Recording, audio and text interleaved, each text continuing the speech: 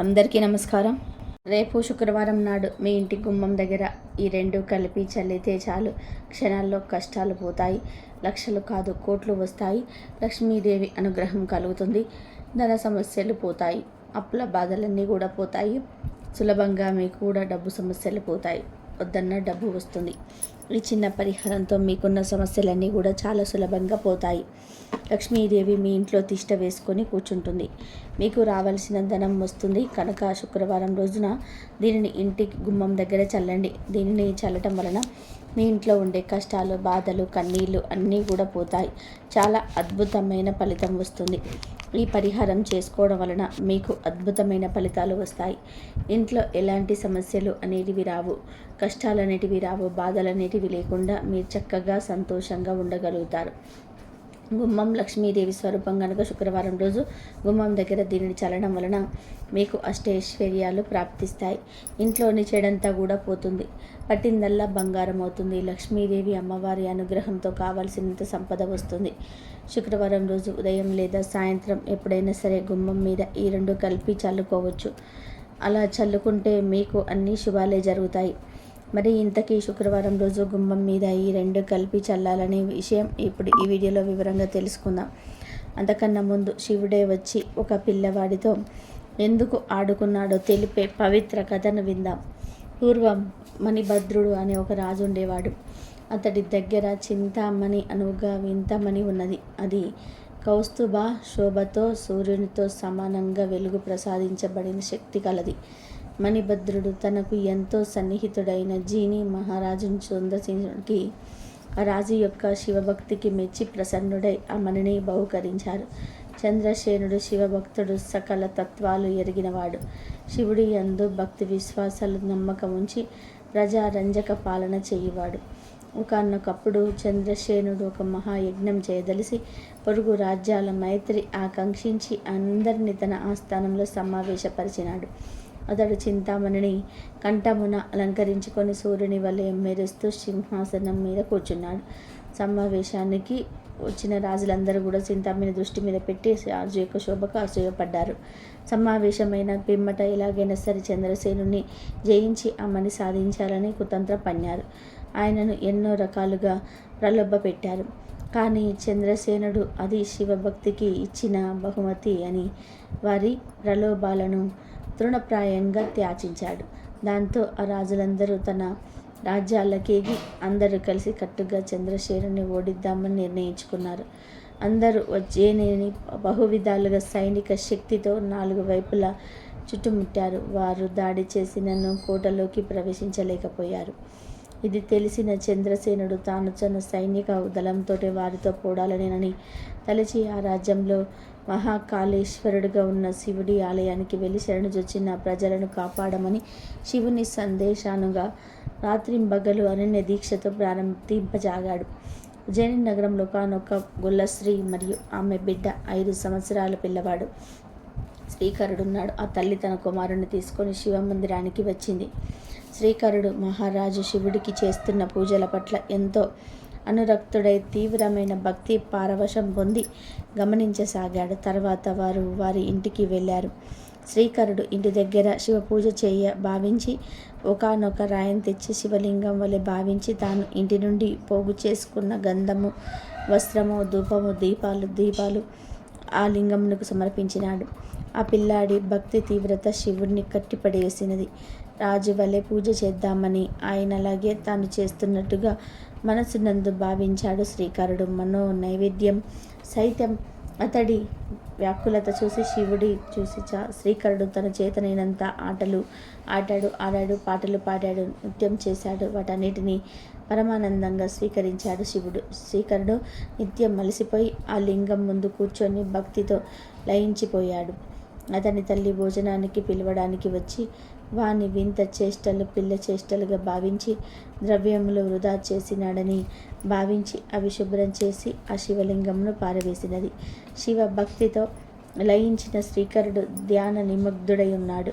ధ్యానంలో నుంచి లేచిన బాలుడు తనను పట్టించుకోకుండా ఆమె విసిరివేసిన రాయి దగ్గరికి వెళ్ళి చేతిలోకి తీసుకొని రామయ్య దెబ్బ తగిందా? మా అమ్మ నాకు దెబ్బ తగిలితే అదే చేస్తుంది. ఎక్కడ దెబ్బ తగిలిందయ్యా అని రోధించసాగాడు. భక్తికి శివయ్య కంటి నుండి అశ్రువులు వచ్చాయి. ఆ బాలుడు శివలింగం నుండి నీరు కారడం చూసి, శివయ్య ఎడవకు, మా అమ్మను కొడదాంలే, నీ దెబ్బ తగ్గిపోతుందిలే, బాధపడకు అనను. అప్పుడు శివుడు వెంటనే నిజ రూపంలోకి ప్రత్యక్షమయ్యను. శ్రీకరుడు శివుడికి దెబ్బ తగిలిందని భావించాడు కాబట్టి అతడికి దెబ్బ ఉన్నట్లే అగుపించాడు శివుడు. శ్రీకరుడు శివుడిని చూసి మిక్కిలి ఆనందం పొంది దెబ్బకు మందు రాసి శివుడితో ఆటలు ఆడుకున్నాడు. తర్వాత శ్రీకరుడు నొప్పి తగ్గింద శివయ్య అన్నాడు. తగ్గింది శ్రీకర, నువ్వు మందు రాసిన తర్వాత ఇక దెబ్బ ఉండదు, నొప్పి ఉండదు అని పరిశీలించినాడు శివుడు. ఆమ్ తిన్నావా రామయ్య? కాదు కాదు శివయ్య అన్నాడు శ్రీకరుడు. తినలేదు అన్నాడు శివుడు. దాంతో శ్రీకరుడు అమ్మగారు చెప్పకుండా ఇంటి లోపల ఉన్న వెన్నను తీసుకొని వచ్చి శివుడికి తినిపించాడు. తిని శివయ్య తిన్ను, మా అమ్మ వస్తే అంతా నాకే పెడుతుంది అన్నాడు. శివుడు శ్రీకరుని ప్రేమ బాత్సల్యానికి పొంగి వెన్న తిన్నాడు. నేనంటే చిన్నవాడిని గనక నాకు కొంచెం చాలు, నువ్వు పెద్దవాడివి కదా అని మళ్ళీ సద్ది అన్నం తీసుకొచ్చాడు. అది కూడా శివుడికి పెట్టాడు శ్రీకరుడు. మొత్తం తిన్న తర్వాత శివుడు శ్రీకరుని నీకు ఆకలి లేదా అని అడిగాడు. దానికి శ్రీకరుడు నువ్వు తింటే నేను తిన్నట్టే అన్నాడు. అంతదాకా శివుడి చుట్టూ తిరిగిన నృత్యం చేసిన శ్రీకరుడు అలసిపోయి శివుడి ఒళ్ళో కూర్చొని నిద్రపోయాడు. ఆ తర్వాత బాలుని మునుపటి శివలింగం ఉన్న చోటికి చేర్చి శివుడు అంతర్ధానమయ్యాడు. తర్వాత జరిగిన వింతకు అందరూ ఆశ్చర్యచకితులైనారు. శ్రీకరుడికి మెలకువ రాగానే రామయ్య ఏడి, ఎక్కడ శివయ్య అని అరుస్తున్నాడు. శ్రీకరుడు ఒక కొత్త వెలుగును కూడా గమనించాడు. అదేమిటంటే తాను చూసిన శివలింగం ఇప్పుడు రత్నంగా మారింది. ఇందాక పూజించిన శివలింగం ఇప్పుడు రత్నమయ లింగమైంది. తన తల్లి తీసేసిన సామాగ్రి మళ్ళీ తాను పూజించినట్లే ఆ రత్నమయ లింగం మీద ఉన్నాయి. శ్రీకరుడు ఒక్కసారి చుట్టూ పలికించి చూశాడు. అప్పుడు మహాభవనం వెలిసింది. రత్న కంచిత స్తంభాలు చూసి నివ్వెరపోయాడు. అక్కడ భూమి స్ఫటిక నేలగా మారింది. ఆ మహాభవనం పరమశివుడి మహామందిరంగా భావింది. విశాల ద్వారాలు, కవాటాలు, ప్రధాన ద్వారాలు, గోపురం అన్నీ నేల మీద సూర్యుడి వలె ప్రకాశించాయి. కానీ శ్రీకరుడికి అవేమీ గొప్పగా తోచలేదు. శివుడు మళ్ళీ వస్తాడేమో అని ఆ రత్నమయ లింగములకు మళ్ళీ పూజలు చేశాడు. ఇంతకుముందు శివుడితో ఆడినట్టుగా ఆటలు ఆడి పాటలు పాడాడు. కానీ శివుడు యథార్థ రూపంలోకి కనపడపోయేసరికి ఏడుస్తూ కొద్ది దూరంలో ఉన్న తన ఇంటికి గాబరాగా వెళ్ళి వాళ్ళ అమ్మను నిద్రలేపాడు. శ్రీకరుని తల్లి నిద్రలేచి ఆశ్చర్యపడింది. ఎందుకంటే ఇప్పుడు తాము ఇల్లు కూడా ఆ మందిరం వలె రత్నమయ మణి మాణిక్య సువర్ణ చంద్రకాంతతో దేదీప్యమానంగా వెలిగిపోతున్నది. ఆమె ఇదంతా చూసి పరమ ఆశ్చర్యం చెందింది. ఏమైంది నాయన అని వాళ్ళని ప్రశ్నించింది. అప్పుడు శ్రీకరుడు రోధిస్తూ, అమ్మ, నువ్వు చెప్పావుగా రామయ్య అన్న శివయ్య అన్న ఒక్కరే అని. నేను ఇందాక శివలింగానికి గుడిలో రాజుగారిలాగా పూజ చేశాను. నువ్వు దాన్ని విసిరివేశావు. నేను దెబ్బ తగిలిందని మందు రాశాను అని మెల్లగా వచ్చి రాణి మాటలతో జరిగిందంతా కూడా చెప్పాడు. దాంతో శ్రీకరుని తల్లి రత్నలింగం వద్దకు వచ్చి మోకరిల్లి ప్రభువు తెలియక చేసిన తప్పుకు నన్ను క్షమించు అని ప్రార్థించింది. శివుడు ఆమెను కరుణించాడు. ఆమె కూడా ఆ భగవంతి వలె సమస్త శోభలతో అలలారింది. తన మునుపటి వేషధారణ పోయి మహారాణిగా మారిపోయింది. శ్రీకరుడు శివుని చూడాలని ఏడుస్తూనే ఉన్నాడు. బాలుడిని తల్లి తన హృదయానికి అతుకొని వాడి యొక్క అదృష్టానికి శివుడి ఒడిలో పడుకున్న అతని భాగ్యాన్ని కొనియాడింది. అందరినీ తరింపచేశావు నాయన అని ముద్దాడింది. ప్రజలు ముట్టడి భయంతో ఉన్నారు. అయినను వారు ఆ రత్న మందిరాన్ని, భవనాన్ని చూసి ఆశ్చర్యపోయారు. ఇది ఎక్కడి నుండి వచ్చిందని అందరూ నివ్వెరపోయారు. చిన్నగా ఈ వార్త రాజు చంద్రసేనుడి దగ్గరికి పోయినది. చంద్రసేనుడు ఈ సంఘటన వినగానే శివానందంతో మనస్సు నిండిపోయినది. తాను పొరుగు రాజ్యాల దాడి ఉండి కాపాడుకున్నకు శివ పూజలో ఉన్నానని చెప్పి ఆ బాలుని, వాని తల్లిని తన వద్దకు తోలుకొని రమ్మని చెప్పారు. అది తన యొక్క విజ్ఞప్తిగా చెప్పమని కూడా అన్నాడు. రాజ్య నలువైపులా ఉన్న శత్రుసేనులకు ఈ విషయం కూడా గూఢచారుల ద్వారా తెలిసింది. ఆ రాజ్యంలోని చిన్న బాలుడికి అంత శక్తి ఉంటే మహాశివ భక్తుడైన చంద్రసేనుని జయించలేకపోయి నుంచి వారిని మన్నింపమన్న అభ్యర్థనను రాజు వద్దకు పంపారు. చంద్రసేనుడు ఆ అభ్యర్థనను మన్నించి అందరికీ మహాశివ మందిరమును దర్శింపజేయి ఆహ్వానించాడు. ఇలా చంద్రసేనుడు నీ భక్తితో కూర్చున్న నన్ను, నా రాజ్యాన్ని ఏమాత్రం కూడా రక్తపాతం లేకుండా ఒక బాలుణ్ణి ఆసరా చేసుకొని నీ లీల చూపించావా తండ్రి అని శివుడికి కృతజ్ఞతలు తెలిపినాడు. మిగిలిన రాజులందరూ కూడా క్షమాపూర్వకంగా చంద్రసేనుని వేడుకున్నారు. అందరూ కలిసి శివ పూజను, శివనామాన్ని జపిస్తూ శివుడి కోసం నిత్యములు చేయసాగారు. ఇంతలో శ్రీకరుడు వాని తల్లితో మందిరానికి వచ్చేసి దూరంగా కనపడుతున్న రత్నమయ్య భవనాలను చూపాడు. ఇంకా రోధిస్తూనే జరిగిందంతా కూడా రాజుకు చెప్పాడు. రాజు అతన్ని వెతుకొని కౌగిలించుకొని ముద్దాడి ఆనందపడ్డాడు. రాజు, ప్రజలు, శత్రురాజులు ఆ రత్నమయ్య శిఖరాలను చూసి ఆశ్చర్యపోయినారు. అయినను బాలుడు శివుడు దర్శనం కోసం రోధిస్తూనే ఉన్నారు.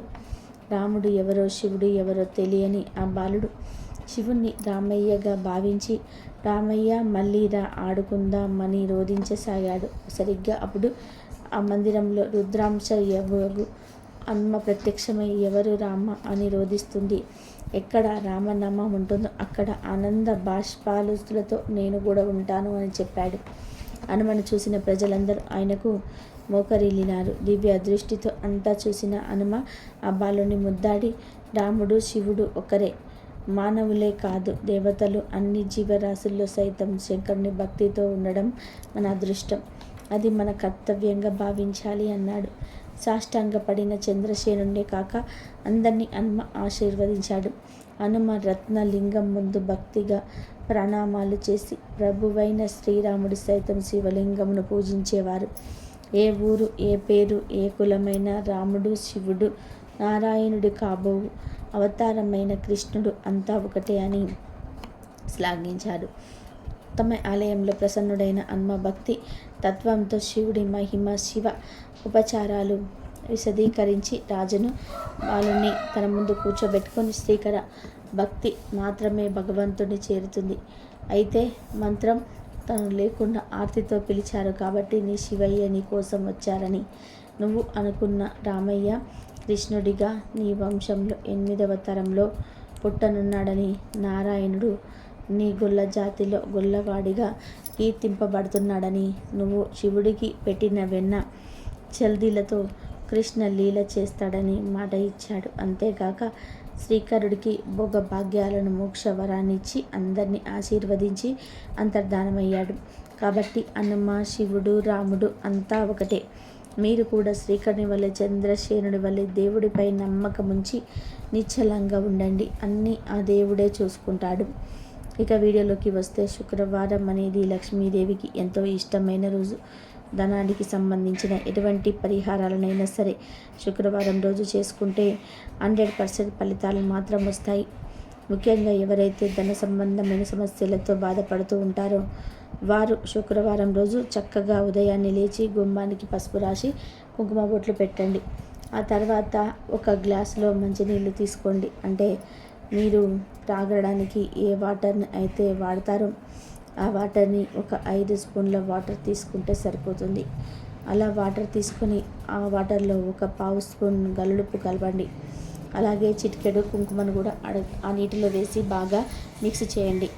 ఉప్పు మరియు కుంకుమ 2 కూడా లక్ష్మీదేవికి ఎంతో ఇష్టమైన వస్తువులు. వీటికి మన కష్టాలను, ధన సమస్యలను తొలగించే శక్తి ఉంటుంది కనుక ఈ రెండింటిని నీటిలో వేసి బాగా కలపండి. ఉప్పు, కుంకుమ ఈ 2 నీటిలో కలిపిన తర్వాత ఆ నీటిని తీసుకొని వెళ్ళి మీ ఇంటి ప్రధాన గుమ్మంపై చల్లేయండి. మొత్తం నీటినంతటి కూడా చల్లేయండి. ఇలా చల్లడం వలన మీ ఇంట్లోని దరిద్రం అంతా కూడా పోతుంది. లక్ష్మీదేవి మీ ఇంటికి వస్తుంది, స్థిరంగా నివాసం ఉంటుంది, ధన సమస్యలు పోతాయి, ధన లాభం కలుగుతుంది.